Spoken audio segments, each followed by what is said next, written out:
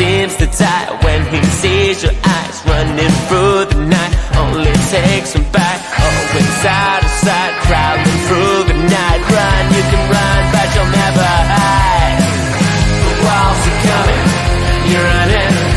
The walls are coming, you're running. The walls are coming, you're running. The walls are coming. Good evening, everyone. Thanks ever so much for joining us live on Sunday night. Of course, Sunday night, it is, as always, extra time, usually the final word on the weekend's action.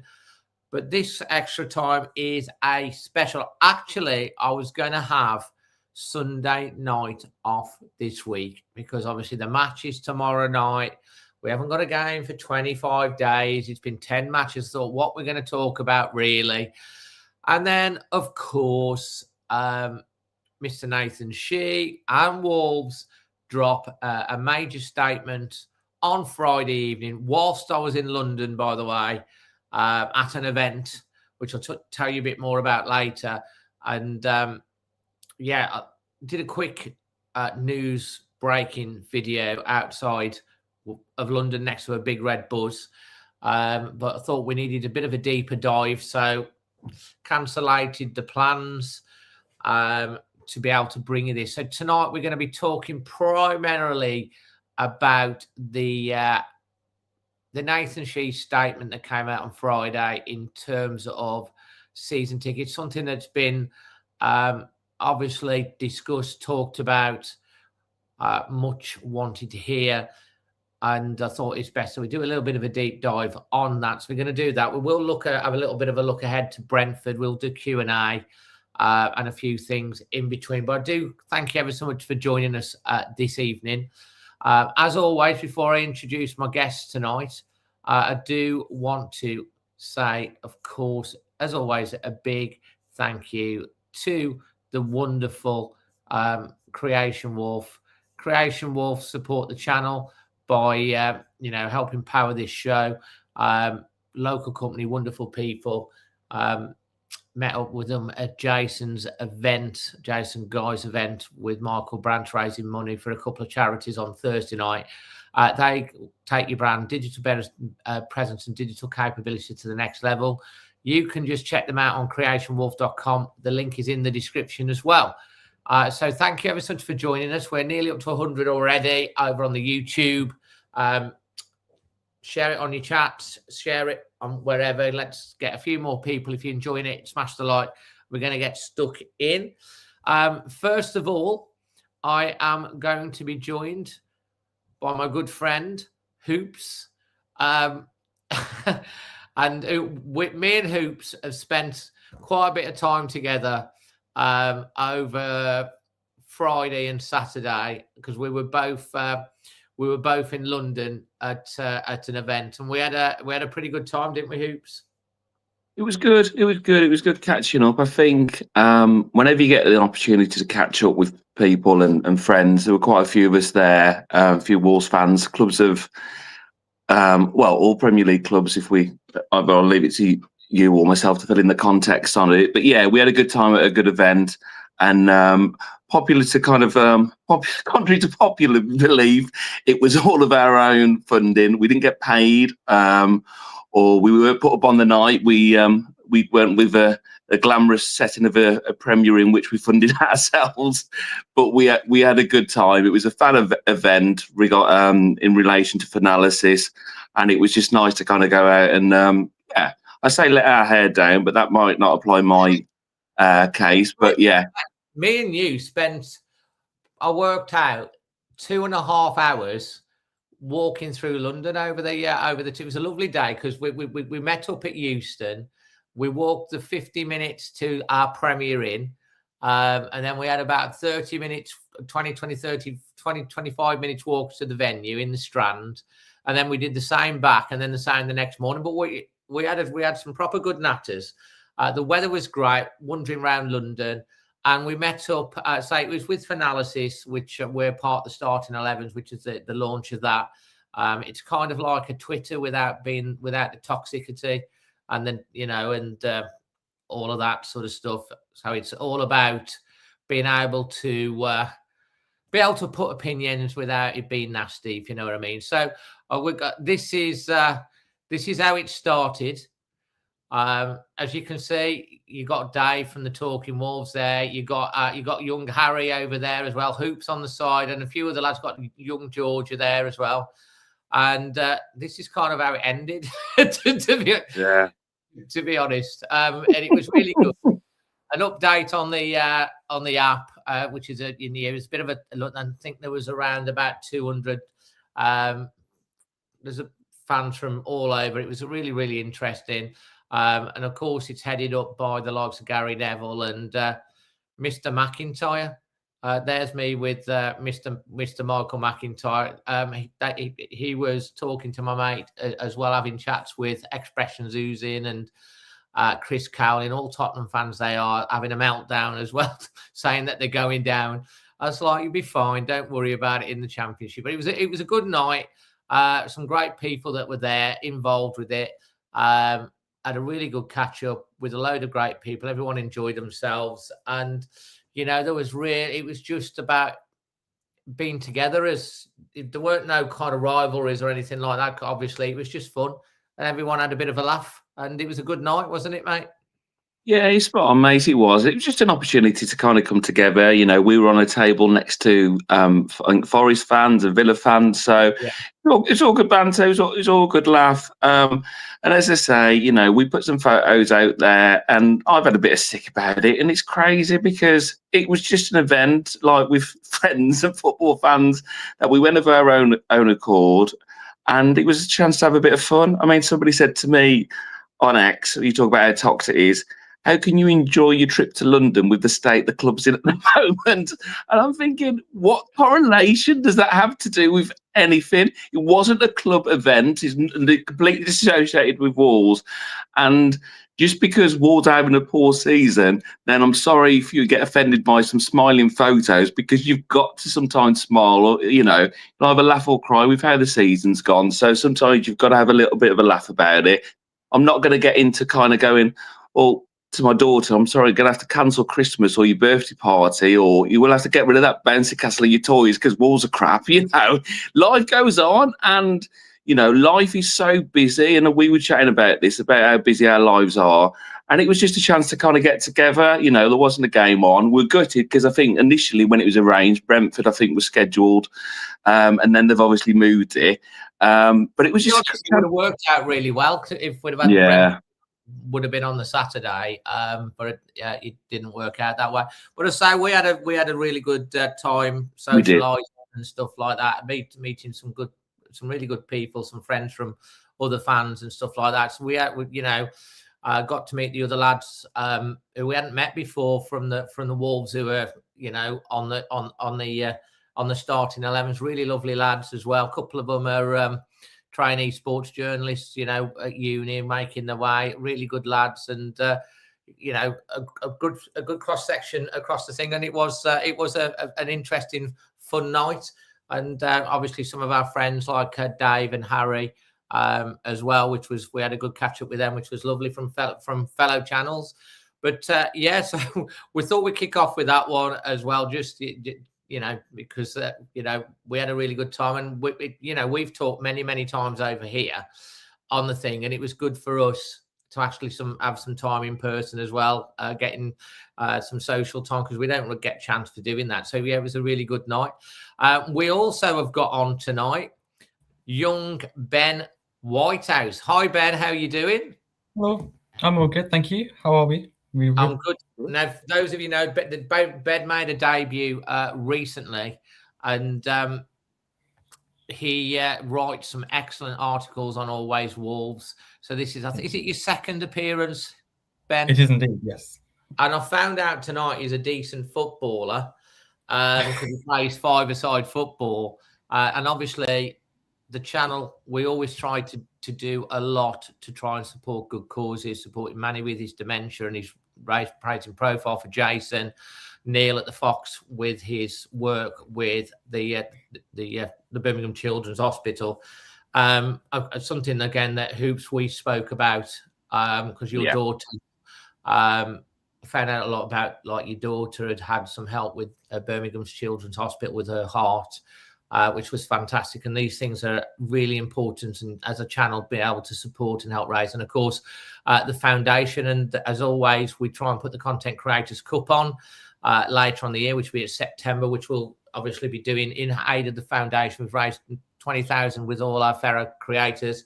And Ben's told me he's decent at football and he qualifies for our team. So I might have another player. So that'd be fantastic. So what you been up to, Ben? Have you been missing the football this weekend? I have been missing it. I've been enjoying watching a Tottenham capitulation. I don't know why. As football fans collectively, we seem to relish it so much when other teams get battered. But the Champions League's been very interesting. The games today have been very interesting as well, especially seeing Liverpool and Tottenham having a bit of a race to the bottom of who can be worse. But I've been missing Wolves. I am excited for tomorrow. I think we're in with a chance. Are you going, Ben? No, I'm not going. No, not there I'll tomorrow. have it on the telly. It's every we've morning when had there's a so Wolves many match, 8 o'clock kickoffs in London. So many 8 o'clock kickoffs, and the last few games have all been 8 o'clock kickoffs. And in fact, the next game after this is another 8 o'clock kickoff in London, which is West Ham. And talking about West Ham, we're bringing on Emma next for her views on this from the female perspective. Girls in old gold. Emma, West Ham, looking forward to that. Yeah, for more than one reason, because we're having fun whatever that weekend.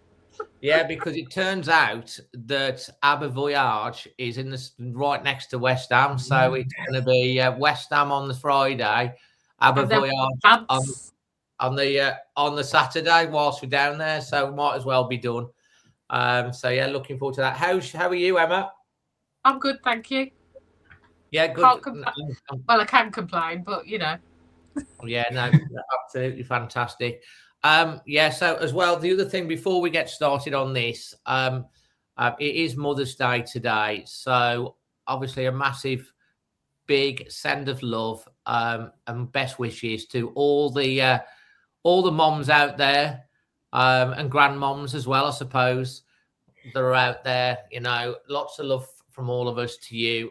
Of course, I was getting off with not doing the Sunday tonight because obviously there wasn't a lot to do, and I thought I'd have a Sunday night off for a change. But also it's Mother's Day, and it is a bit of a difficult day for me because I lost my mom, as you know, just over a couple of years ago, and I think about her every day, as anyone would who's lost a parent or a loved one.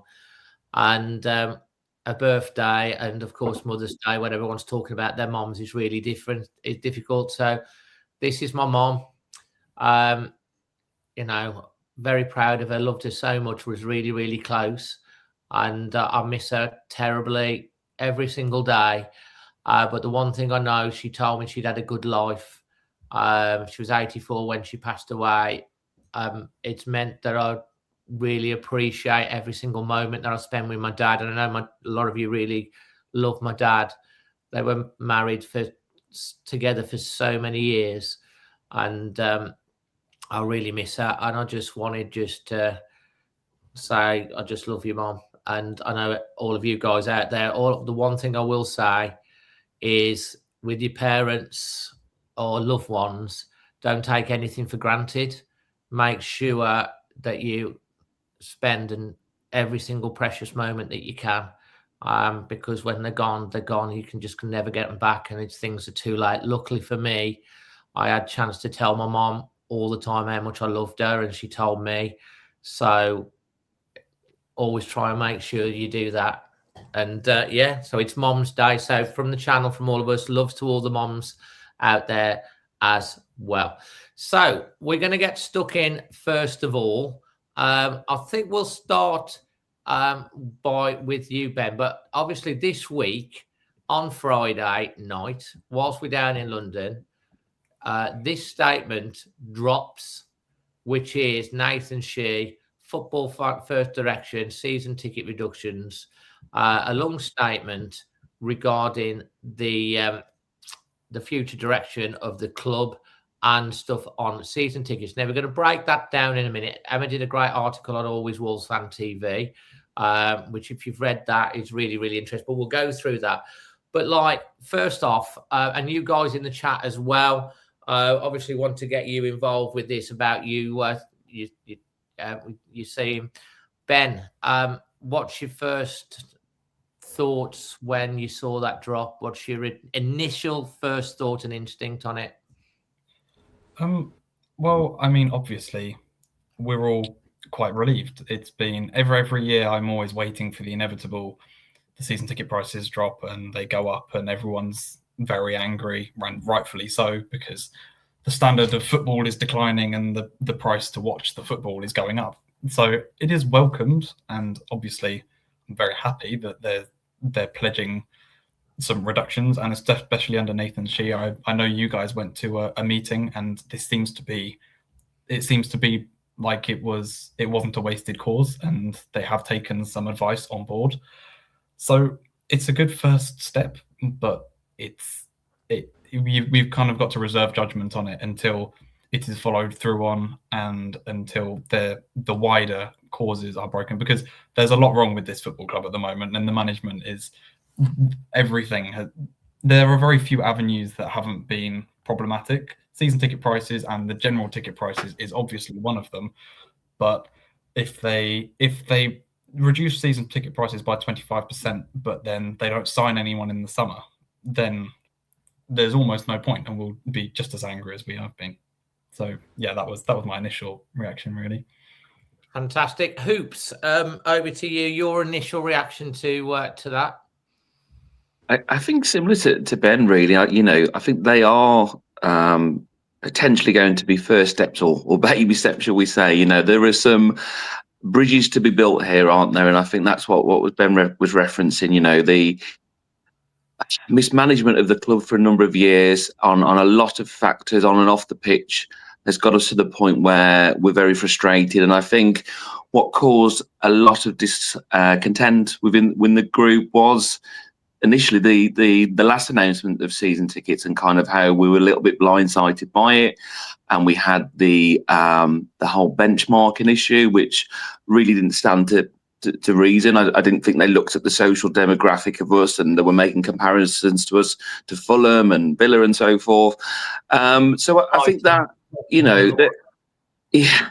And so I think, season tickets is a hot issue, and it's an important issue. And ultimately, we're going to be a championship side next season. But irrespective of that, there are mistakes that have been made at this club level. And I believe the club has been very, and I've said this before, very reactive and not proactive. And that's caused a lot of issues. So it seems like there's some better news on the way. And but I it's going to take time.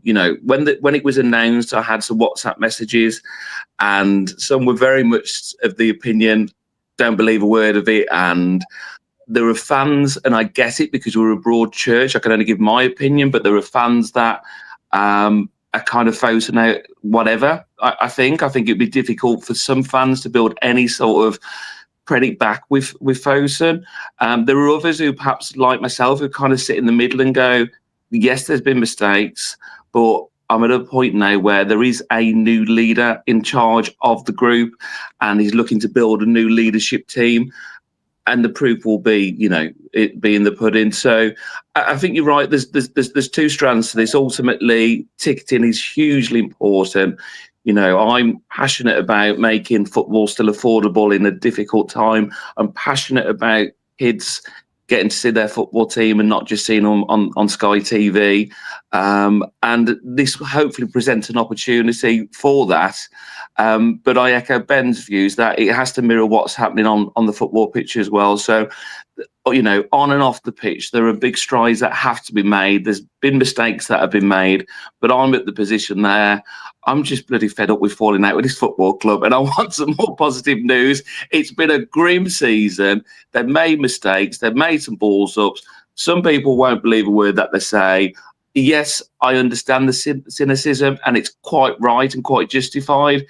But I'm at a point where, well, let's see. So if it is as it's stated in terms of, working on the concession tickets, making it more affordable, and having a more the organised approach to the operational side of the football club, then I'm all for it. But of course, the devil's in the detail, and we'll see what transpires. But I think it's a positive step, and I think it's right that this is announced now and not later on in pre-season, and it removes any sort of more careless whispers about it. So yeah, time will tell. But I'm optimistic because I don't want to be negative about it anymore. I get it, and I get the cynicism, but I'm willing to give them the opportunity to start building some bridges. They've got a lot of work to do that. But where I'm sitting right now is let's see. Hopefully, we get some positivity and get some changes. Well said. So over to you, Emma, for your initial reaction. Obviously, when it dropped on Friday. And you obviously took in the statement, and we're going to dig into the statement a little bit more detail in a minute. What your initial thoughts on it?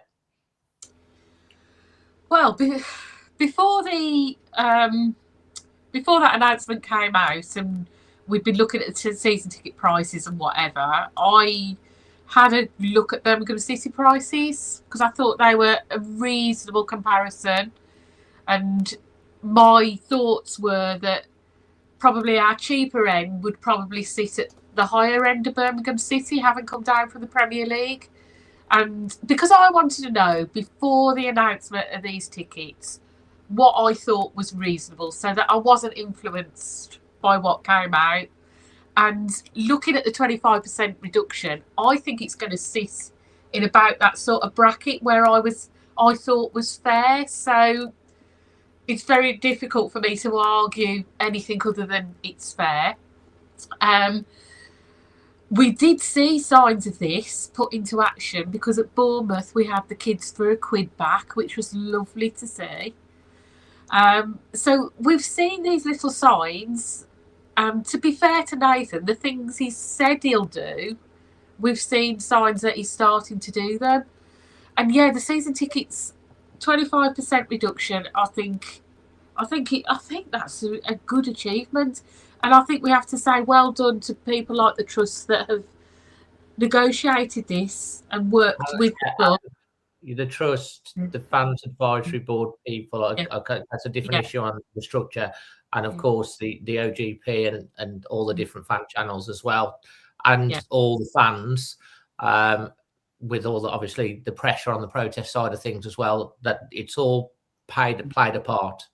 Yeah, but I think reading the statement, Nathan clearly knew that people will say, "Oh, it's all actions, words. It depends what happens in the summer," and these ticket prices were balanced with his other message of we're getting back to football first, and that's at the moment is a slogan, but I do think it's a good counterweight to the ticketing things that he's bringing out. I feel like that is an acknowledgement that football has to be a priority, and the product on the pitch has to be good if he's actually going to rescue this whole situation for Fosun. So I do think there was quite a good balance in the overall messaging, in that those two things, if they carry through, bode well. Well, let's dig into the detail, because if you go on to alwayswolves.co.uk, there is a really detailed breakdown of what was said. So the first thing is what you've just mentioned there. The headline really on it, he said it must always be football first. Now, from sitting in the meeting with all the other podcast fan channels, one of the things he said in that meeting, funnily enough, was we need to get back to being a football team first and foremost, which I think was a little bit of a backhanded dig at why we're messing about with music and fashion and esports. We got distracted from being a football team. His statement said we're changing the way we do things. It must always be football first, and around that we are building greater clarity, accountability and long-term thinking. He said it's not about short-term reactions. We have the support and long-term commitment from our owners, which obviously he's saying is Fosun. and has the responsibility to them and our supporters to put right the structure in place so we can build something we can be proud of again. Because being proud of our club hasn't been something that's been right at the top of the agenda. He's also said he wants clear communication as well. So obviously this is the second time we've heard from him. And the other thing he said, he wants to be listening to supporters. He said it's been a busy few months. He has spent that time listening carefully to the staff within Wolves, the city council, something that the council weren't very happy with the statement that Jeff did on the WM interview, and our supporters. He goes on to say, when we listen properly, again, another emphasis there on the way listening properly, we make better decisions and move forward together. On the season ticket prices, the headline said adult season ticket prices will see an average reduction of at least 25%. It goes on in that whilst the detailed pricing structure and communications are being finalised, it's our commitment that an adult season ticket will see an average reduction of 25%, with larger reductions on some concession categories. Junior prices, he goes on to say, are especially important to us. Young fans are the future of the club, and we want to make sure that they come to Molineux at an early stage. And the next thing, the quote I'm picking out of that, and I'm going to go back to Ben in a second. He said it's important that we develop a long-term approach for season ticket pricing so that prices do not fluctuate too sharply from season to season. Supporters, he said, deserve fairness, consistency and transparency. Now, when we had Jack on from the Fans Advisory Board, there was a line in the initial statement put out from the, I think in collaboration after the previous Fans Advisory Board, that prices need not to jump up and down much. And the majority of people, including ourselves, thought that meant there was going to be a very tiny reduction so that when we go back to the Premier League, it's not a big jump back up. But Jack explained that was misread, bad communication probably from how it was put out, because Jack said it was meant to say is that they don't want to then have a big jump back up to the prices. And I think some references within there is sort of a little bit of a back-ended reference to some of the things that Jeff did. So, look, that's the general gist on that. Obviously, Hoops, will come to you because we talked about the concession prices when we were sat at Euston. But, Ben, that's the narrative that's coming out on that in terms of listening properly, taking on board the anger and the frustration, and hopefully delivering a fair season ticket price. On the whole, looking across the majority of social media and stuff, it's gone down positively. But like everyone says on the chat on here, the devil will be in the detail when it finally comes out. And we will talk about the summer, backing up that, because I think you make a very good point. It's no good reducing season ticket prices and then not investing in the squad, and we've got a poor product in the Championship. Ben? I think overall the sentiment is very positive. I think it does a lot of it. It's very positive in it's looking forward a lot, but it's also quite passive aggressive in passages about how it's previously, but like saying something like listening properly. It would be very easy to just say to be listening, but it's kind of implicit that they know that there's been mismanagement. And even saying that football needs to be first is recognizing that, they've been spending an awful lot of time promoting esports and things like this, which none of us particularly care about, and is more for a wider audience rather than just the core audience of football fans who like going to the matches every week. And a lot of them are being priced out of it. So it's almost being commodified that if you're lucky enough to be able to go to a Wolves match because you've got the money to. But I think this is positive. I don't think he hasn't said much wrong. He hasn't been in the job for very long as well. So I appreciate that this is one of the first steps that he's making. And the football first idea, because you got to call it an idea because you don't know if they're going to follow through on it yet, is the most important, because you look at teams like Man City and Man United and all the big clubs, their season ticket prices are absolutely phenomenally high, and their just general prices are phenomenally high. But that's because you get to go and watch them play top quality football, and you know that you're going to go and see the best players in the world. You can't command a high price if you're not going to invest in the team. So if they invest in the team and the football is first and that's the primary focus, then everything else can go up as high as they want it in time, because you'll be generating more money with the team, you'll be getting more prize money, you'll be finishing higher in the league, you'll be attracting a wider audience, which will inevitably attract more money just to the club in general. I would mention that the only thing that I thought was missing from the statement is some sort of renovations. I think Molineux really needs a lick of paint at the very least, but hopefully that will be something that comes out in the details later on. Interestingly, you should say about Molineux. I mean, they have been getting licks of paint, because that was brought up 18 months ago with the rust on the thing, but it's been left so long, you can't just put a lick of paint on it. You've got to literally de-ionize it or whatever. Yeah, and it's still going on actually, because the actual just the top layer of Molineux, even that looked rusty. So just getting that looking a little nice. But the problem with Molineux, obviously, we know goes deeper. Obviously, it's a good question on Molineux, because it did come up in that meeting. And if you haven't watched it, there is a very in-depth, detailed video that we did that covered off all the points. Molineux was part of those.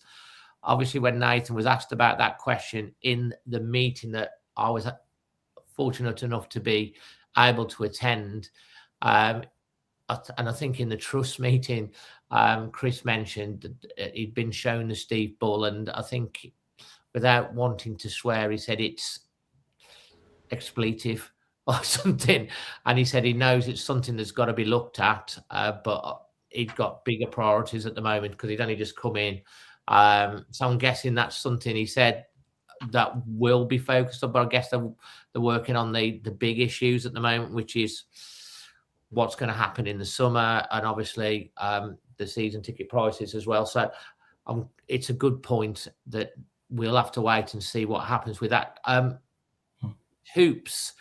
One of the things that you were really pleased with when we sat at Euston Station, you've got, how old's your daughter? She played football. They won 4-2 at the weekend as well. I remember sitting there with you. It was 2-2 and they won 4-2 in the end.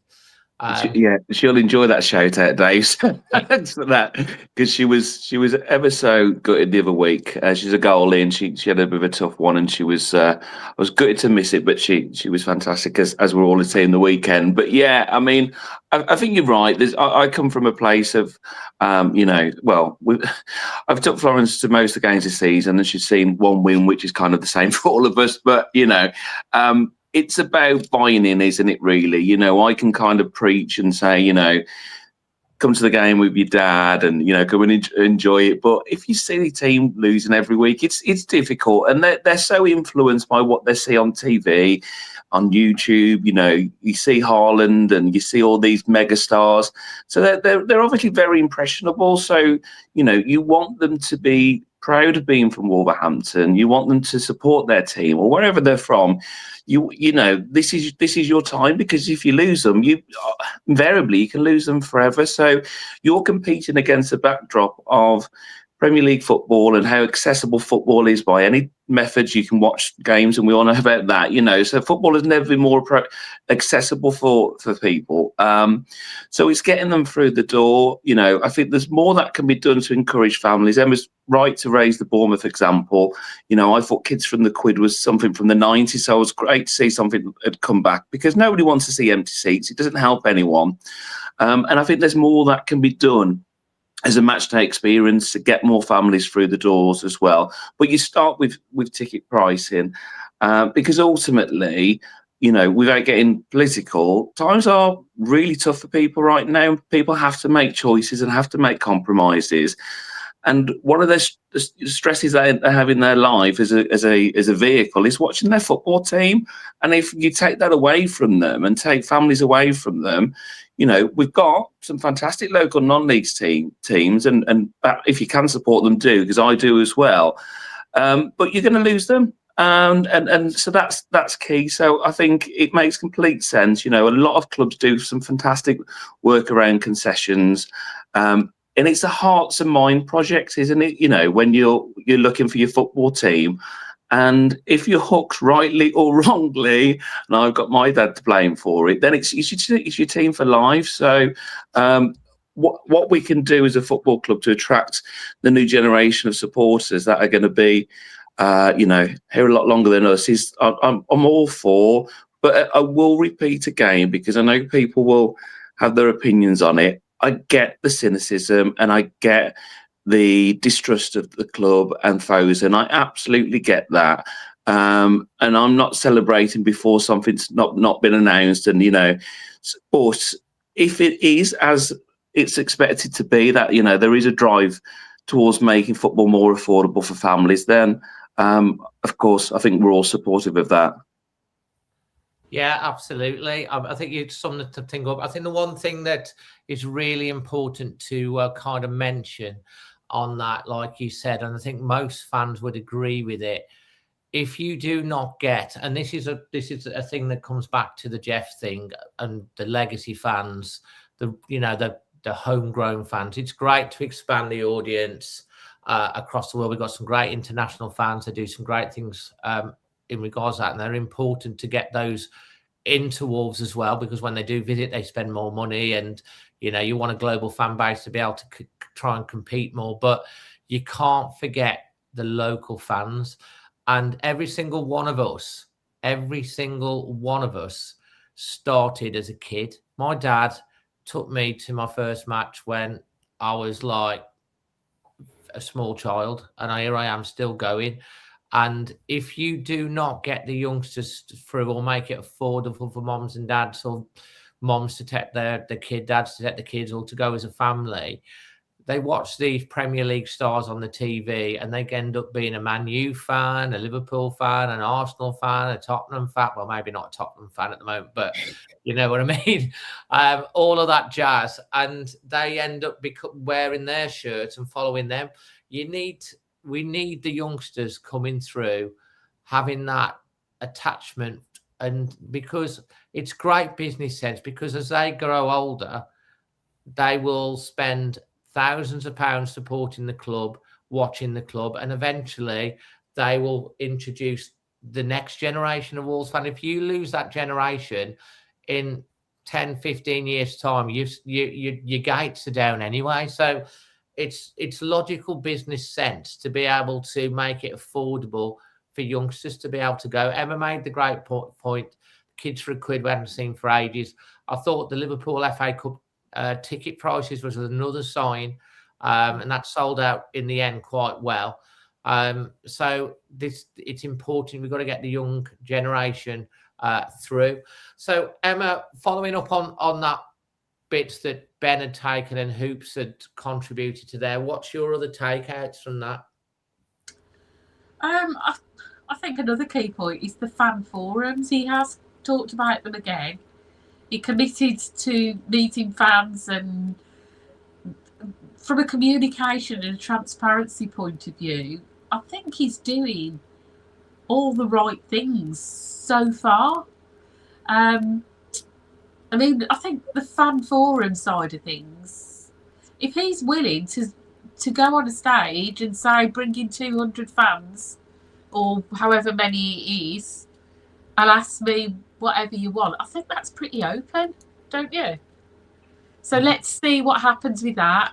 There's no commitment to dates yet. But yeah, you want about this? You want about the fans forum thing, the big thing? Let me just put this on the screen, because this is something that came out of it. We right at the end of the meeting with the Fan Alliance stuff. We all push really hard, because we don't want to just be like, oh, well, it's just us privileged lot, so to speak, that's been able to go. We pushed very hard for it to be opened to anybody that wants to go and ask direct questions to the leadership, to the management. And on there, if you can see right at the bottom, it says, alongside ticket announcements, the club will also confirm dates for fan forums, providing further opportunities for supporters to engage directly with the club. It goes on to say open dialogue is essential. I look forward to speaking directly with supporters in person. If we are to move forward together, we must listen, explain our decisions clearly, and ensure supporters are part of the journey. That's what you're referring to, isn't it, Emma? Yeah, I mean, if I was coming in his position, I can't argue with anything that he's done. From a management perspective, he's taken the time, he's talked to the staff, he's talked to supporters, he's talked to the council, he's listed all these different people that he's been engaging with and discussing with and getting feedback from. So he's done his research. He hasn't just... I mean, he came in the January window and there was obviously immediate decisions that could not be kicked down the road. They had to be dealt with initially, and he's obviously done that. But I don't know. I just think he's doing what I would have done if I'd gone into a failing business. He's taken the time, he's done the research, and now we should start to see those steps put into practice. Season tickets is just one, but he's indicating that there's other things that are going to happen, like the fans forum. He's said this football first, which should be about the product on the pitch and us having a good window in the summer. There are things out of his control. He cannot control who in our team buggers off, because there'll be plenty of them that want out. He has no control over that. He has to manage it. He has to get the most money for them, and he has to replace them adequately. Likewise, there will be a few in there that are quite loyal and will stick around. Yeah, I think you made a really good point there, that the summer window is going to be really important. And let's talk about that in a second. I just want to make the point, because there's a lot of people that like to have an opinion. There's people in our chat that want to know, they're having opinions, and I think Hoops has hit the nail on the head. Cynicism, is that the right word? Cynicism, yeah.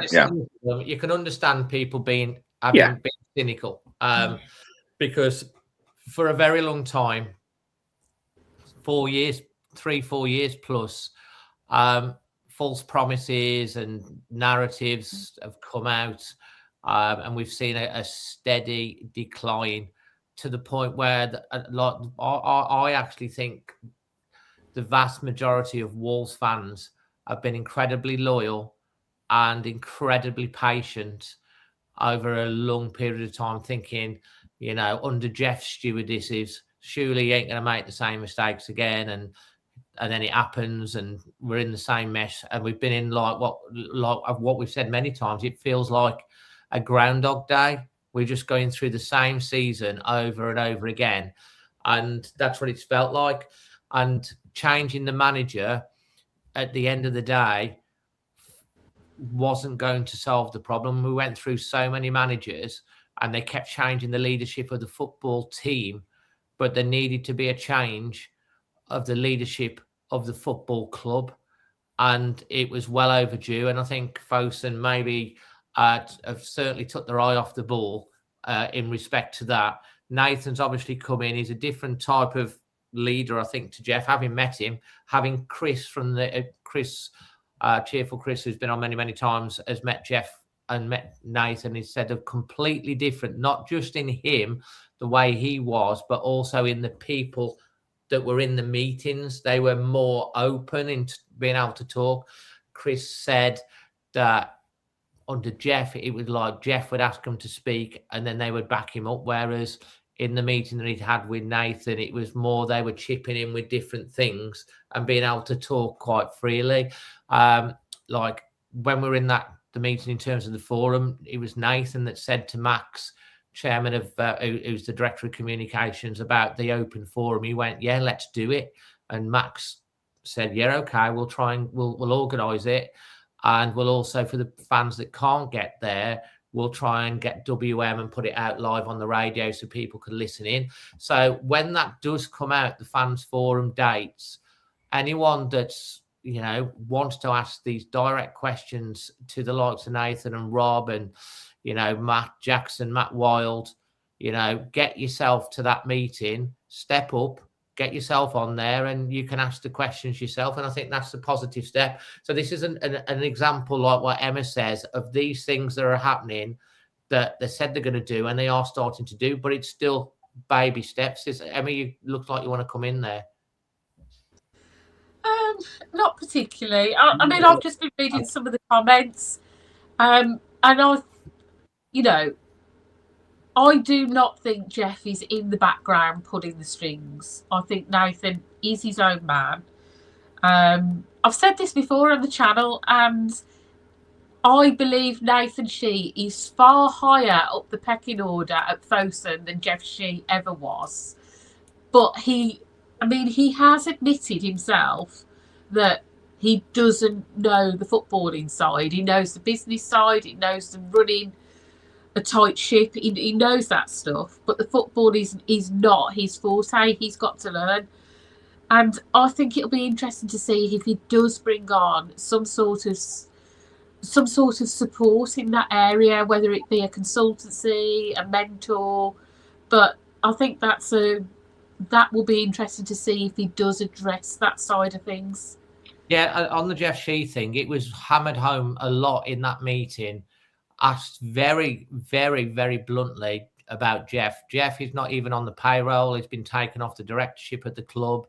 He has nothing to do with the day-to-day running of Wolverhampton Wanderers. That was confirmed by everyone in there. If Matt Wild, I think he said, I dealt with Jeff for 9 years and I've not spoke to him about Wolves since he left. He's like, you know, Nathan said in that meeting, he asked Chairman Guo when they were bringing him, who do I report directly to? And Chairman Guo, he said directly to him. And Nathan Shi was the chief of staff for Fosun.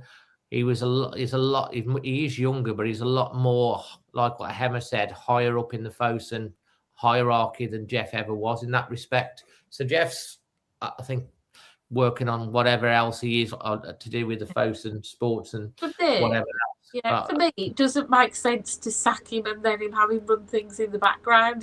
That doesn't add up. Yeah, so I mean, let's face it, none of these things would be happening when Jeff brought out the season ticket prices and gave us a 17% hike. What actually happened was he presented it to the fans advisory board after lots of people in the club had advised him against it and said, no, that's what we're going to do, because he probably thought we've got 8,000 season ticket holders. We'll sell that and make more money. And what actually happened was they sold less tickets and had more empty seats. The corporate side of things didn't sell out as well. And they probably earned less money. So, you know, if Jeff was still running it and like we had to get concessions to get him to freeze it, there was a lot of pressure put on. So if Jeff was still running the things, I don't think we'd be getting anywhere near a 25% decrease coming. So, but again, like I say, you can understand being cynical. We all are.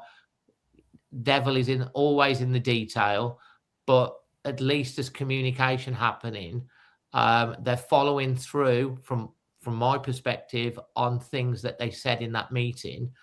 And as it was also said in all the meetings, it's going to take a lot of time for people to trust what you're saying. And the only way to demonstrate that is by action, because people aren't going to believe words. It needs to show action. So they are taking action and things are being said and they are communicating, which is an improvement. But people will still quite rightly reserve judgment, and completely right to say, but like they are making, I think on the whole, the majority of people are thinking they're making the right sort of steps. Don't know if you want to come in on that, Ben and Hoops.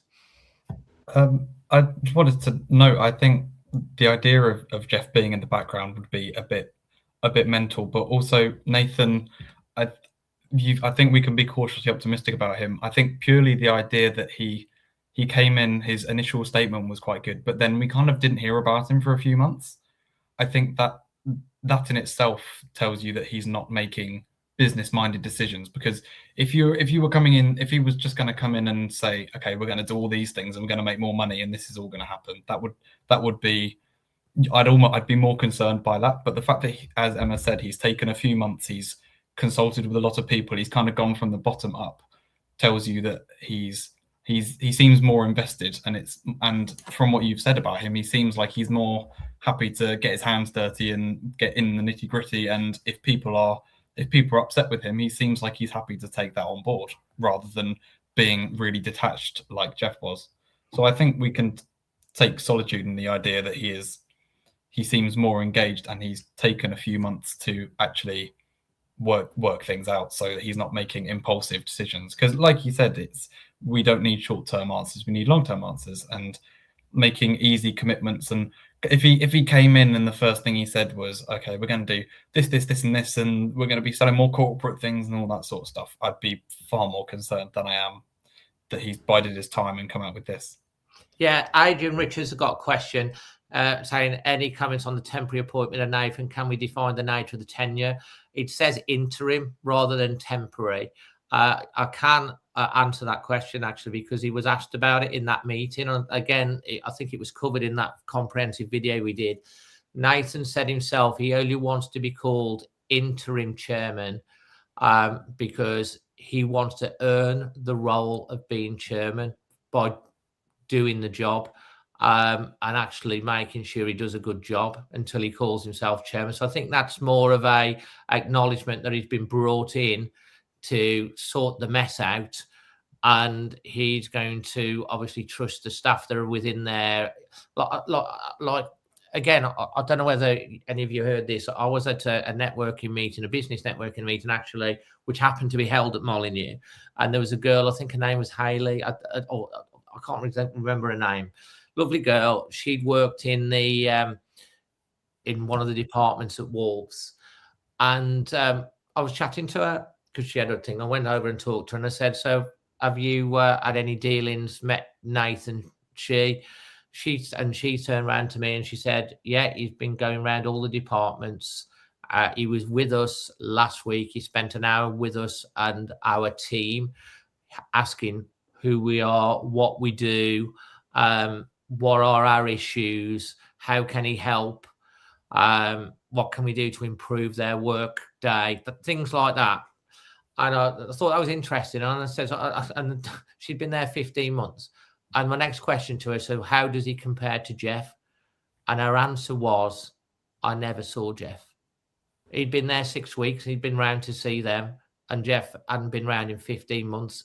That spoke a lot more to me than anything else. It's like, because it seems like what Ben's saying, he's working from the bottom up to get a feel of the place. Still needs help, and I think that's where Emma comes in. Maybe there'll be other appointments coming down the line, but that spoke a lot to me. To me, he seems more of a people person, whereas I think Jeff was more, some people would say, dictatorship, autocratic. But well, yeah, if you are a good manager, you are not necessarily the most intelligent and knowledgeable person in that room, but you surround yourself. If you are going to be truly successful, you surround yourself with people that are far better than you, that are more skilled, more talented, have more knowledge. So hopefully that's what I would like to see. That's what I would like to see him do. Yeah, well, summary on your I'll just put this on the screen because you did write a nice article, Eva, and so people can see it and read it in full. But the summary that you put on your thing was the hard part is next. Clear update, there's clear improvement in communication with the club, but it's also the start of what needs to become a pattern. Now Wolves have to do the simple things well, publish a full pricing details clearly, confirm the fan forums date, keep supporter engagement regular, prove that football first is more than a slogan. And if Wolves follow through, this could be the start of something better. If they do not, it will just come another statement that fades away. For now, it's a welcome step in the right direction. As I say, you can read that full article. It's a really good article that Emma wrote after, if you want to. It's quite in depth. So I thought that's kind of the point that you're hammering home there, isn't Emma? That last bit. Yeah, I mean, I think so. I mean, we've got such a long way to go as a club. I mean, I don't envy the guy. I just don't envy the task that he's got to do, because it's not easy. There's so many hurdles he's got to get over, and so many chances that he's going to fail and he's going to fall. But he seems to be saying all the right things. I mean, time will tell. Time will tell. We'll know, won't we? But the other thing is, Wolves are such a small part of Fosun's portfolio. We're less than 1% of their total business portfolio. So we are minuscule financially. So time and effort that goes into it from a hierarchy of Chairman Guo is going to be limited. So it's going to be down to Nathan. He's his right-hand man to get this sorted. And I just think we've got to wait and see. I don't feel like, oh yeah, everything's rosy in the garden, but I do feel that so far the steps are positive. Yeah, absolutely. So I am having an open mind, shall we say. Yeah, Patrick, Morris, Dave, any discussions regarding the infrastructure, especially with the Steve Bull stand? I don't know if you've just joined, mate. I covered that a little bit earlier in the channel, a little bit. So I don't really go over that right now, but maybe just watch that bit back from about, I think, 15 minutes ago when you get a chance. So, look, Dap has been asking regarding, I think he's talking about like who's going to be staying next year. Ben, right at the top of the show, mate, nail on the head, talking about it's, the transfer strategy has got to be pretty much on point as well to go with this. Do you just want to sort of get into sort of what Dapper has just asked there on the chat with your thoughts on that? I can give a little bit of an overview from what Matt Jackson said from within the meeting that I was fortunate to be in attendance, and hopefully these are the questions that you guys will also be able to ask directly when they do have the fans forum meeting. But do you just want to come in with there what you think will stay and happen, and what you'd like to see? Well, what I'd like to see and what I think is going to happen are going to be very, very different things. As a bit of a shameless plug, I have been writing articles about who's going to stay and who's going to go and how the squad has been going. And I've just finished writing about who I kind of looked at the team as a whole, and I thought that actually I'm not sure that as many of them are going to leave as we think they will, because to be blunt, I'm not sure enough of them will have the bidders, because they've been so dire towards the end of the season and over the whole year, actually, that I'm not sure that many of them are of the Premier League caliber yet or have joined too soon. Obviously, I think it goes without saying that we're going to end up losing Joao Gomez and Andre probably as well. And then a few other players probably. I'd like to see us keep hold of some of the younger lads like Hugo Bueno and Rodrigo Gomez. I think are imperative that we keep them because they could go very far. Mateus Mane, I really don't know what's going to happen. He's a very good young lad, and you'd hope that of all the players that he would be loyal to the club because he's come through the ranks. But then again, if we get some sort of ridiculous £70 million offer from someone like Chelsea, who gives £70 million out very, very easily these days, then you'd kind of be foolish not to accept it. But yeah, I've identified, I think 4 or 5 of them will leave. I think Hwang might go. I think Moller Wolf might be off because he hasn't really been the revelation that we've that we've hoped he would be this season. But you're following on from Ait Nouri, so it's going to be very difficult to fill that role. But yeah, I think in the summer it's all about we've got to be smart. We've been getting a load of inexperienced. I don't think this season, until January, I'm not sure we signed someone who had any experience playing in English football, let alone the Premier League, as replacements for players of the caliber of Cunha and Nelson Semedo, who's been playing Champions League football for years. So there needs to be more grounded in experience, players who are going to excel in the Championship, because if we signed players like, it's almost a relief that Arias has already left, because I probably think if we played him in the Championship, he'd just get injured straight away. None of them would be able to put up with the physicality of the Championship. So we need to be signing more players of the ilk of Adam Armstrong, who are experienced players in the Championship and can take us to that next level and kind of build a core foundation. I always remember under Nuno, Nuno very clearly identified that he wanted the spine of the team. He wanted Cody, Neves and Jota as the spine of the team of very solid players. So I think we need to kind of assess the squad and see who's going to be that core moving onwards. Yeah, I think you make some really, really good points there. Now, before I forget, and I'll go on to hoops, there was a gentleman that I was at Jason Guy's night with Michael Branch, which was raising money for, I think, four different charities. I think Jason did a great job of raising over £3,000 on the night, which was absolutely fantastic and well supported. There was a chap that came up to me at the end. I'm trying to think of his name. He was a lovely bloke, but he came up, he shook my hand and he said, I absolutely love the channel. I love the chat on a Sunday night. He never misses it. Can you remember his name, Emma? I'm trying to think I'm trying to remember the chap's name. I don't. But anyway, if you are watching, hello. I've promised to give you a shout out, and his name's just gone on the back. But Was it Arthur? Might have been Arthur. So Arthur, if you're watching, hello, mate. Thanks for the lovely, kind words at the end of that night. It was really kind, and we really appreciate it. And it's great that you enjoy. He doesn't comment a lot at all, but he said he really enjoys watching every Sunday night. Hoops, your take on the summer? It's a good question that's been brought up. I think it's one that we're going to talk a lot more about over the coming months as well. I think it is, and I think it's something that's been discussed at great length. And as you say, Ben's working on articles and people are sort of commentating on it. He writes some great articles. You can check them out on the website. They are brilliant. Yeah, no, absolutely. I mean, to Ben's point again, I would kind of stress, if I give you some names, these aren't, wants or coulds or woulds. They are just what I think is probably going to happen. So I look at the sort of, give or take, our starting 11 at the moment, and I would say there's probably about 6 that I think will go.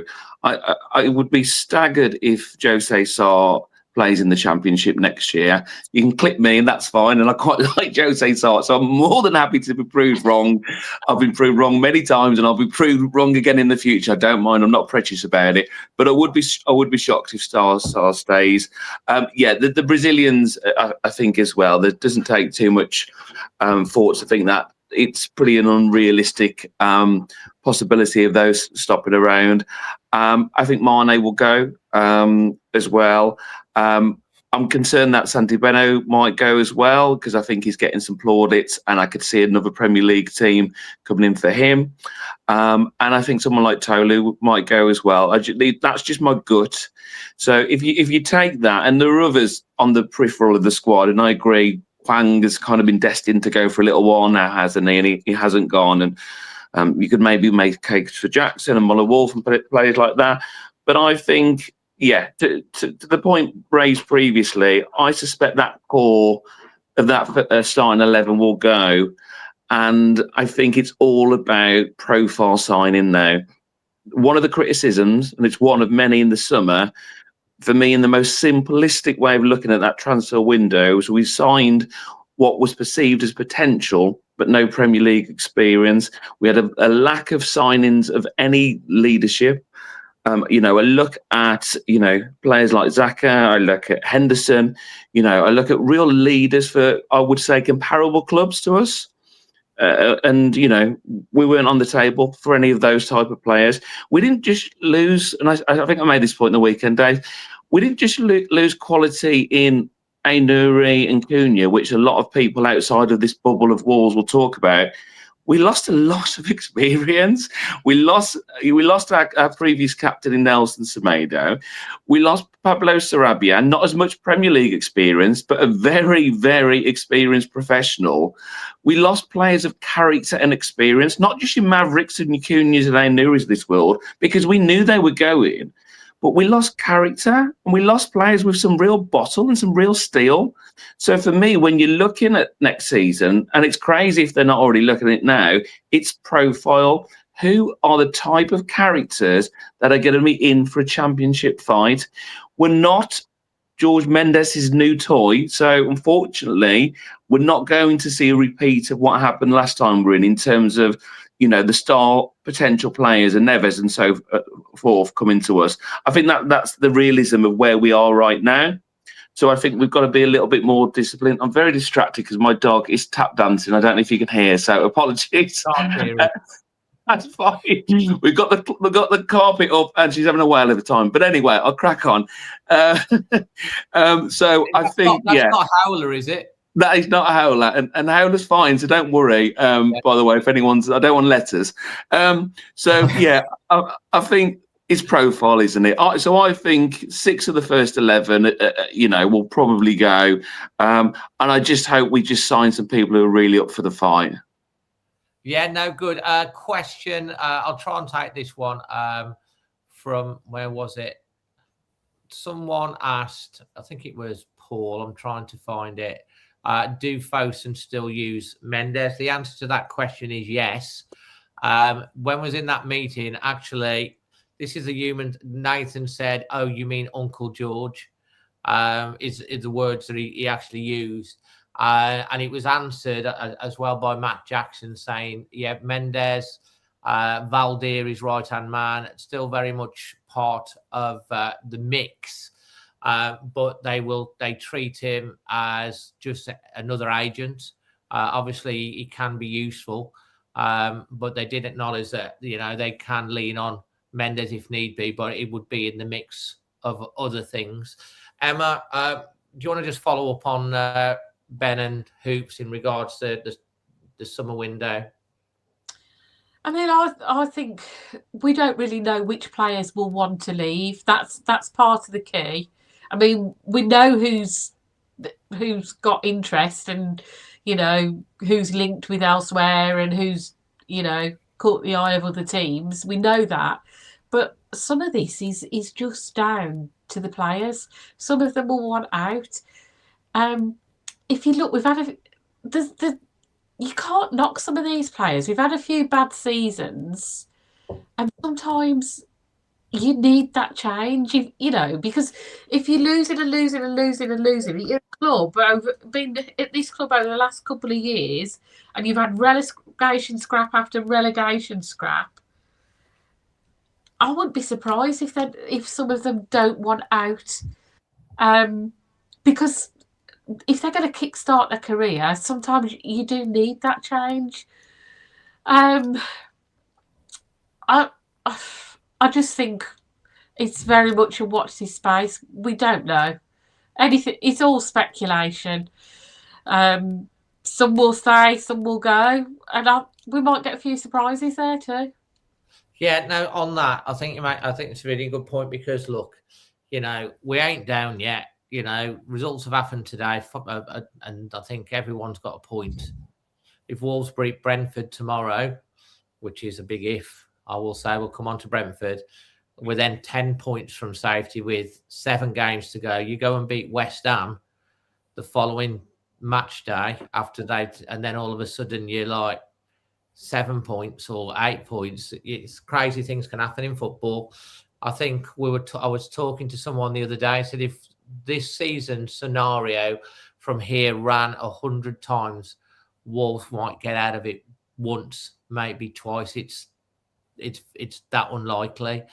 So obviously, if the miracle happened, and by the miracle of all miracles, we ended up staying up, the whole scenario changes. But the likelihood is we are going down to the Championship. And Rob's kind of inferred in terms of the performances on the pitch have improved.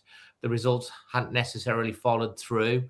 And then obviously we've had some better results recently. And in his press conferences, he said more than half a dozen times, he said, whether the players are playing to be kept on and be part of this team for next year, or they're playing for trying to get into the World Cup, or they want to get a move for their career next year, every single one of them need to show that on the pitch from now for this club who pays their wages to the end of the season.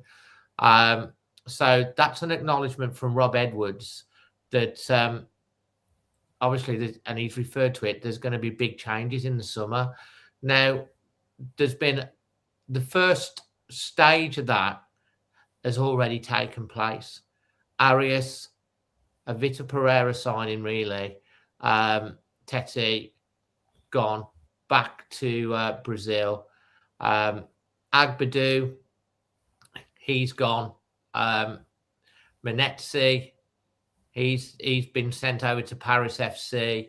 I'm sure there's another one as well that's gone. So some of these, Rob's been saying there's been a tighter squad. The players feel more involved. And we brought in Angel Gomez.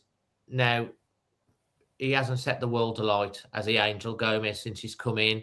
But the fact is, Angel Gomez has played for England. You do not play for England if you aren't a half-decent player. Now, he's come from, I think, the French League into the Premier League. When he gets time and space, we've seen a little bit of his quality, but he is small. He's a little bit lightweight, and probably the Liverpool game wasn't the right game for him.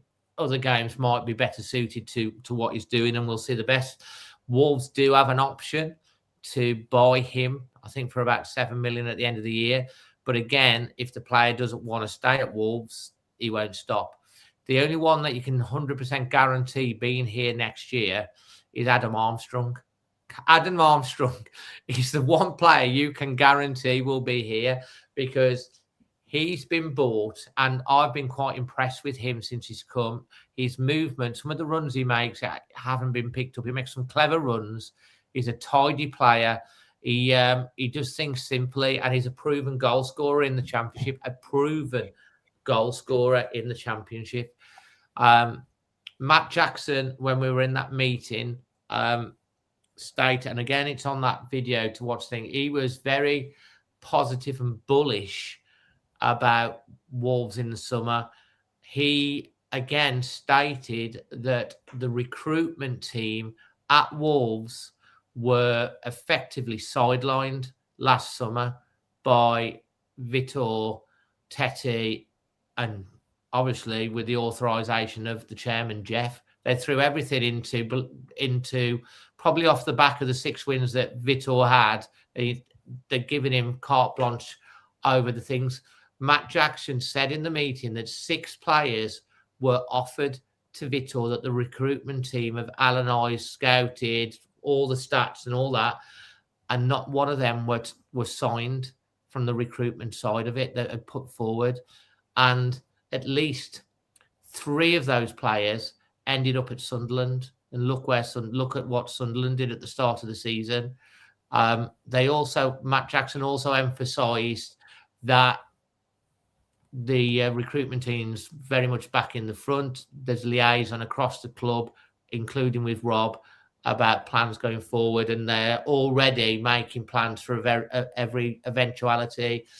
They confirmed that in going down to the Championship, the Premier League is changing to this cost squad ratio model for next year. 70% if you're in Europe, 85% if you're not, which basically means you can spend up to 85% of your of what your incoming is on salary effectively, and they've been shadowing that throughout the last year, and that's coming in. But the Championship is still on PSR, financial fair play, which actually puts Wolves in a very strong position, because as everyone will know, we've sold a lot of players, haven't we? We've had a lot with Larson, Arias. There's so many players. So Wolves are in, whereas 3 years ago we were very close to getting penalty points and we were having to get rid of players to conform, we're the exact opposite. You saw Villa struggling with PSR this year as well. And so because the Championship is still on the PSR, Wolves are in a very strong position. And Matt Jackson suggested that they're going to go hard and fast in the summer transfer window, that they're going to be a big fish in that pool, and that they should be able to attract the players that they need to be able to build a squad. These are all the things that were obviously said. He also said, and again, it's in the thing, he also said, we don't want a Championship team that's going to come up and get promoted and then we've got to change all the team. We want the core of a Premier League team, so that when we do come up, we haven't got to rebuild a squad all over again. And he also said they know what players that they want to keep. But the caveat to that is what Emma said and what Thingy is, that if a player wants to go and they want to leave and a club's willing to pay the money, because don't forget, all the players are going to get between a 30 and a 50% pay drop on the 1st of July when the new financial thing comes in. I think it's the 1st of July. Some players will get offers and they'll be off. The likes of Gomez and Andre, probably, and others. But they know who they want to keep. For me, I'd want to keep the majority of that back line, like Krejci if we could. I like Santiago Bueno. I like Yerson Mosquera. I think Totti would be decent. Hugo Bueno, for me, if we can keep him, as he has played Champions League, would be fantastic. And you've also got to then remember that we've got players out on loan. Tommy Doyle, if Birmingham don't go up, which they're struggling to make the playoffs, Tommy Doyle returns to Wolves. He's had a year's experience in the Championship. It's a totally different leadership to when he left. And, Vitor Pereira didn't fancy him. He could come back into the fold at Wolves. Boubacar Traore is another one that's out on loan. So there is players, and then they bring in, hopefully, the other players. So I'm a little bit more positive that they will go strong in the thingy, because another thing that Chairman that Nathan said in the meeting, if he doesn't get Wolves back in the Premier League, but if Wolves are not in the Premier League by August 2027, you'll be looking for a new chairman. So he wants to prove, and he's been a success at every business he's gone to, and he wants to be a success as Wolves. So I think he sees it as a personal task for his career and development at Wolves to prove himself, to get the job done. So there's a lot of good narrative in there, but we're not going to know until we get to the window. Ben, Emma, Hoops, anything you want to come back in on all of that? All good. I think, as you say, it's similar to his messaging about ticket pricing. I guess more for Matt Jackson. But time will tell. It all sounds good in principle, but let's hope they've learnt their lessons. And as you say, I think we'll get an indication of that, as the window progresses in the summer and as it closes. So, but to me, there's no excuses. They should know what they've been preparing for some time. So, yeah. I think Tommy Doyle's been injured. He was playing quite regularly, and all the Birmingham fans that I've spoken to have been absolutely raving about him and saying he's been one of their best players. So he is a Wolves player. I would hope that Tommy comes back and is part of that squad next year. Hoops, I think you make a really, really good point there. So, guys, we're going to be doing our predictions for Brentford. This is your opportunity now to drop any questions in the chat to do anything really, to do what we talked about, or just anything fun or random, as long as it's a reasonably, it's not a nasty question or anything like that. You can ask away anything. So, Emma, your prediction for Brentford. Wolves have not won an away game all season. Brentford are great at home. Keith Andrews done an incredible job. Who would have thought that at the start of the season? It's a tough task. We've had decent results recently at home at Molineux. Are we going to get our first away win in the league in the season against Brentford, Emma? That's a big question, isn't it? Yep. I am going, my head says a 1-1 draw. My heart says we're going to win 2-1. Okay, Adrian's gone with a 2-0 loss. Neil's been a bit more optimistic with a 1-0 loss. Ben?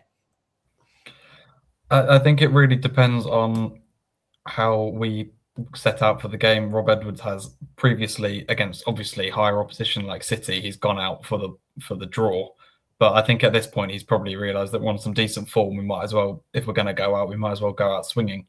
So that could either lead to us continuing a great run of form and beating them 3-0, or it could lead to us being very, very exposed and losing 4 or 5-0. So I'm going to go somewhere in the middle and say a very entertaining 2-2 draw. How about that? I think that's very well put together. Ben, if I have to say, I think that's very well good. Hoops. Difficult, isn't it? I mean, as you kind of set up the question, you compare the seasons, and can you compare these two sides really in terms of how Brentford have, and with respect to them, have potentially overachieved and we've underachieved? We've had two very different seasons, and Keith Andrews has done a brilliant job, and their recruitment has been spot on again as well, particularly up front. Yeah, I'd love to say a win or a draw, but if I'm being honest, I could probably see a 2-1 defeat. Just really in the context of the season Brentford are having. A win or a draw would be lovely. A win, and it gives that glimmer of hope, which was slowly fading. But I realistically, put my head on the block, I would probably say we'll lose 2-1. 2-1. Well, if you've watched my match preview, my score prediction is on the match preview. Go and check that. It's on the video before this, along with Magic Mars. But I'm sure you can, if you watch the channel very well, you can have a guess what that score might be. So drop your questions now for the last 5 minutes. Any question, if you've got a question, otherwise we're just about done and we'll ask them. Merv's got a question. What our admin and moderator and member of the channel as well. He says, will you be doing a watch along? We are not going to Brentford. We've done so many London things. It's a Monday night. Lots of other stuff going on. We won't be there. We have got some of the Always Wolves team that will be at the match, so we'll get some stuff like that as well. But I can confirm we will be doing a watch along tomorrow night. So keep us company, hit the bell notifications, give us a follow if you've not already, and try and join us to cheer me up or celebrate or, drown the sorrows with a cup of tea or whatever it is tomorrow, or cheer if we get that away win, and then we'll all be like, oh, we're only 10 points. And yeah, it can be done. Either way, we'll have a good natter in the stream, and we'll enjoy watching the game together. I just want to give a little bit of a plug for this. There's some familiar faces on there if you look on the screen. This is a charity football game in aid of 3 charities. One is Macmillan Cancer Support and RWTC, which I can't really make out what it is, but it's another charity, 2 charities. Some people that have been on the telly, we've got Macca's playing. We've got Bavo, the boxer. Dave Azapardi's playing. We're in the same team actually. Me and Dave Azapardi for this, and we've got a few characters on there as well. So a couple of boxers in there. So it's a charity football game that's taking place at AFC Wolverhampton City on Sunday, the 3rd of May. It's a 1 p.m. kickoff. So if you fancy having a laugh at me, kicking a bag of wind around on 11-a-side pitch, I scored the one in 2 years ago, so you never know. I don't think the tickets are that much. Drop us Always Wolves a DM, and I'll be able to send you the ticketing link, and it'll be a good social day as well. And you'll meet a few sort of like people that you might recognise on the day as well. So any other questions that I can see on here? Where has Dapper asked a question, or have I missed it? Johnson winner, early goals. Oh, here's a question for you guys. If we lose all what's left, does Nathan sack Edwards, guys? Hoops, do you want to have a go at that one? And then so if we, the question is, so if we lose every game between now and the end of the season, does he sack him? All 8 matches, does he make a change? I'm guessing. Probably, yeah. I think in probability, you know, and it's a difficult one. I know there's a huge context in terms of what he's inherited, but that record with his preceding record, if you lose your remaining games, I think that's a difficult job to keep, isn't it? Good question. Great question. Ben? I think it would take a lot to not, if that makes sense. I think you'd have to assess it at the end of the year. The worst thing that they could do is keep him on and then get like 6 weeks into the championship, still be awful, and go, okay, we're going to sack him now.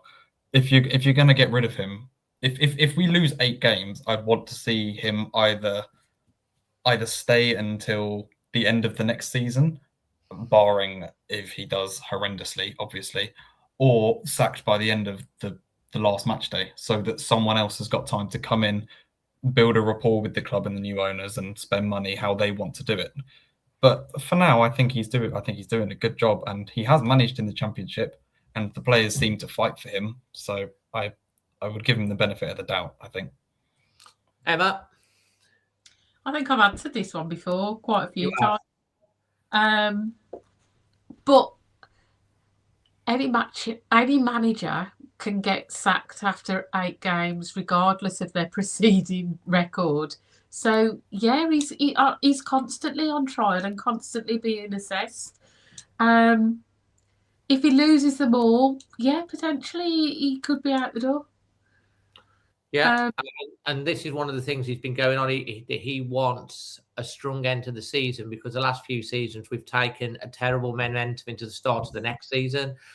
Even if we go down, we need to go down swinging, like what you said earlier, Ben, pointing in performances, and the players need to show that commitment. So, you know, he does need to be picking up more points and things. And if he doesn't win another game, or picks up only 1 or 2 points for the end of the season, then there probably will be an assessment on whether he is. But I'm guessing they are planning for next year with him. I've been quite impressed with the performances have improved, the togetherness of the team. We've looked like a team, and we've actually started to celebrate. So I forgot what it's like to celebrate goals and joy at Molineux recently, but we need to get that away win as well. So let's hope it happens against Brentford. Charlie's asked a good question. I'll answer this one. Will they use the ground use stand next season? The answer to that question is, I think it'll be available to use.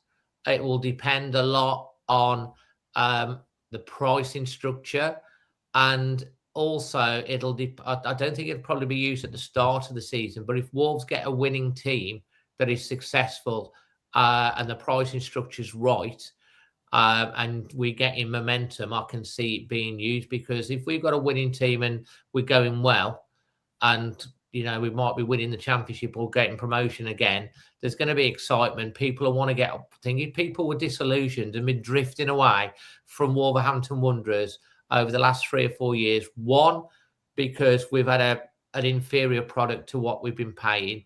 And 2, we've not been. It's been terrible to watch at times, and it's three, they've been priced out. So I think potentially yes, but maybe not the start of the season. I've got Ernest is asking the same question, but in reverse for Ben. If he wins the next 8, does he get a statue?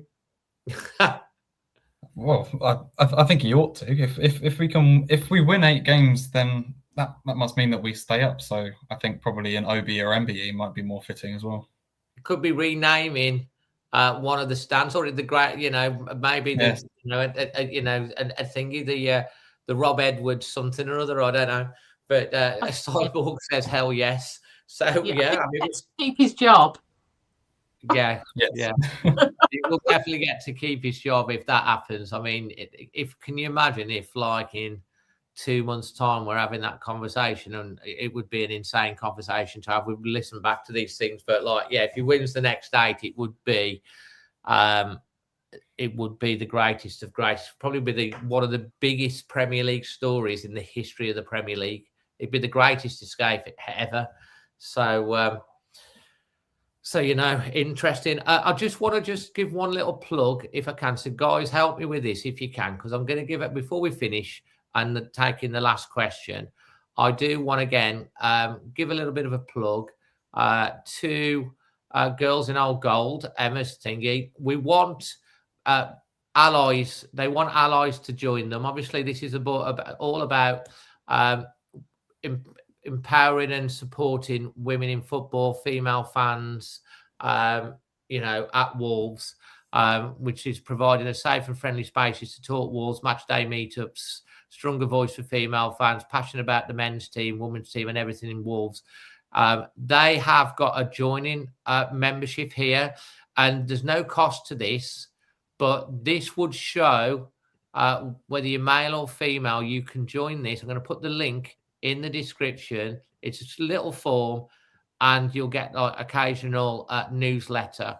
And this form, if you're a bloke or however you identify, you can support Girls in Old Gold by, as it says here, it's open to all Wolves fans, regardless of gender, how you identify. Allies and supporters are welcome and needed. It's supporting what they're about and what they do. So there's a load of you that are watching here. It'd be great if you could get onto girlsinoldgold.co.uk/join, fill in the form. It goes to M. And then when the newsletter comes out, you'll get updated with some of the stuff. But it does help support and show that you're an advocate and an ally for female fans in football. So it's not just open for girls, women and girls. Emma, have I got that right? That's right. We are primarily a female group, but anyone is welcome to join. As there is one condition: you've got to be pro female voices in football and happy to advocate for women talking about football. And I think the vast majority of men and boys are, and however you identify, are definitely doing that, of course. So show the support, fill in that form. It'll take you 1 minute and get it out and get it thing. Also today, just whilst we're talking about the women, the Wolves women team played today against Burnley, a fully professional team against a team. Wolves are not fully professional yet, a fully professional Burnley team. They lost 1-0 a goal, 6 minutes, which means Burnley are now 4 points clear at the top of the table. Wolves do have a game in hand. They battered them second half. They scored an equaliser, which was ruled out for the Burnley player fouling the Wolves player. Terrible refereeing, apparently. But even if they finish second, they go into the playoffs. So look, they gave it everything. They do wear the badge with pride. And they've given everything all season. And it could be that both the women's team and the men's team are playing in the second tier next year. So, yeah, well done for them. But unlucky today. Keep going. I think that covers up the questions. So I'm just going to go a quick round the table. Final thoughts on our main subject tonight. If you can paragraph it in one sentence. Emma, first. Hopefully things are going to get better. Yeah. I like it. Ben? Reserving judgment, but cautiously optimistic. Very nicely said. And final thoughts to you, Hoops. I don't think I can top that. Hopefully, a little bit of light out of the darkness, to coin a phrase. But what time will tell. I like that. A little bit of light to come out the darkness. I like it. And let's hope that light is the beginning of a new dawn. Let's hope. Let's hope. Guys, been a great show tonight. Thank you ever so much for joining in the chat, being so respectful to each other. Appreciate that, and getting involved. That's what it's all about. Please, if you've enjoyed it, smash a like, hype the video. We will be doing a watch along tomorrow night, so stay tuned to that. We'll hopefully have some bits and pieces from our team down at the game as well. You know, I'll just finish off again by saying Happy Mother's Day to all the mums out there as well. And thanks for all the love and support here on the channel as well. Massive big thanks to Em for coming on again. I promised her a night off this week, and we've ended up having to do this. Massive thanks to Ben and all the writing team who do such a great job on the alwayswolves.co.uk. All the writing, all of our stuff on our website. It's free to read. There is no paywall. It is all free to read, nice and easy. No pop-ups or anything strange like that. And we have a great team of writers. And Hoops, mate, I've just got to say, it was an absolute pleasure spending time with you, getting to know you better, you know, having a laugh with you the weekend. I thoroughly enjoyed it. You're an absolutely top, really decent bloke. And I'm proud to call you a mate. So thanks for coming on tonight, mate. I appreciate it. No, it's been a pleasure. Great to be on, and yeah, let's hope for some positivity. No, we had a great weekend, and I think that's the thing, really. You know, we know what social media can be like, and we know people have preconceived ideas or perceptions of people. But I live in a world where I speak as I find, and I think people should maybe take that approach a bit more. Come and speak to people, because actually, people are doing decent jobs there. You know, you don't know what's going on in people's lives, and yeah, give people a little bit of the benefit of the doubt, because there's some good people out there. There's some great people that follow this club, and let's hope for some better times. Well said, well said. Guys, ever so much. Thank you very much for joining. And until the next one, always Wolves.